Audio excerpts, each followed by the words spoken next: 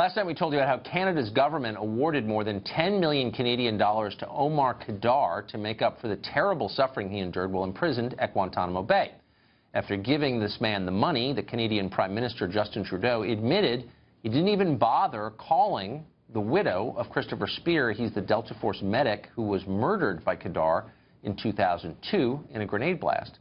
Khadr himself, meanwhile, says he wishes everybody would just move on and forget what he did.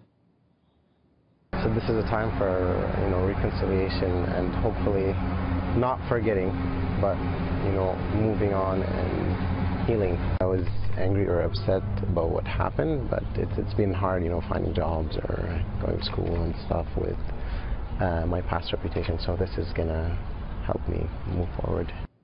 Yeah, $10.5 million from Canadian taxpayers. That'll help you move forward. One man who can't move on quite so easily or seamlessly is Sergeant Layne Morris. He was blinded in one eye during the same firefight that killed Christopher Speer. Sergeant Morris joins us tonight. Sergeant, thanks a lot for coming on tonight. What do you make of this? Thanks. What's your response to this? Oh, I think I've said this before. What kind of sick and twisted ivory tower do you have to live in as the Prime Minister of Canada to decide to award this man 10.5 million good, hard-working Canadian folks' dollars to equals justice? It makes no sense. It doesn't, and I think it's more a statement about the decadence of the West than it is about the man who perpetrated this crime. This is almost a rhetorical question, but did the Prime Minister contact you before the settlement? No, he did not. First I heard about it was when my phone started ringing from Canada. Former Prime Minister Stephen Harper contacted me to apologize on behalf of Canadians in general and the military folks up there, and I thought that was nice of him.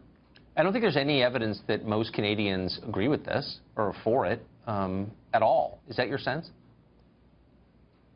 It is, and that makes perfect sense. I don't think you've got to be Canadian or American to say, okay, there's a guy out there who killed a U.S. soldier, and now you're going to give him $10.5 million because he was lonely at Guantanamo, or he didn't have a shoulder to cry on. It's just how that balances out as justice is just beyond me and obviously Canadians. I think I've seen polls that 71% of Canadians are outraged by this action. It's the definition of decadence.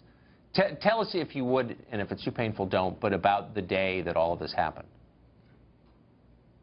No, I don't. I have no problem talking about it, Tucker. We were after Omar Khadr's father, who was bin Laden's finance guy. The compound, the isolated compound we went to, his father was gone. Omar was there with 4 or 5 other guys. We surrounded that compound, myself and 4 other soldiers.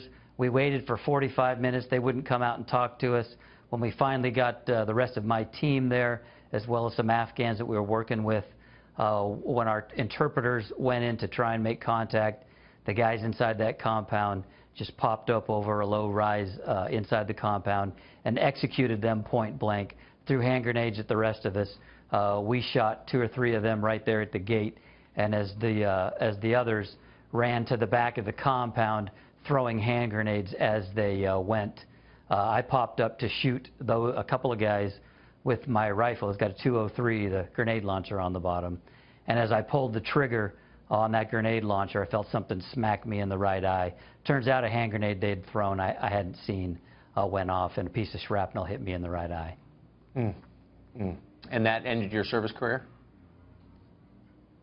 It did. I'm a shooter, and the military the Army would have let me stay in as a trainer or something like that. But having to shoot left-handed, I'd be a liability to an A-team, and so I'd put in 21 years, and so I took my retirement and got out.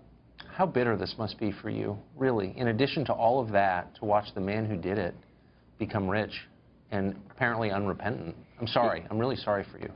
It is. It's bitter to see a man who and the Canadian government in particular, not just remain neutral in the matter. I mean, they went out of their way Mr. Trudeau had to go out of his way to get Omar this money, to cut short any kind of negotiation, and just say, let's give him 10.5, make sure we get that done before the Americans have any chance of going after that money. To protect this man, that's really reopening a wound. I feel bad for Chris Spear's wife. She's a great lady, and it's got to be tough for her to see the Canadian government really open that wound. And I feel bad for Canadian military. I served over there with those guys, and they've got to be feeling pretty bad about their government rewarding a man who did his very best to kill them. I mean, I'm sure Trudeau did this as an expression of hostility toward America, but he undermines his own society by doing it, and that's depressing. Sergeant Morris, thanks a lot for that. And that's right. Yeah, no problem. Thanks for having me, Tucker. Appreciate it.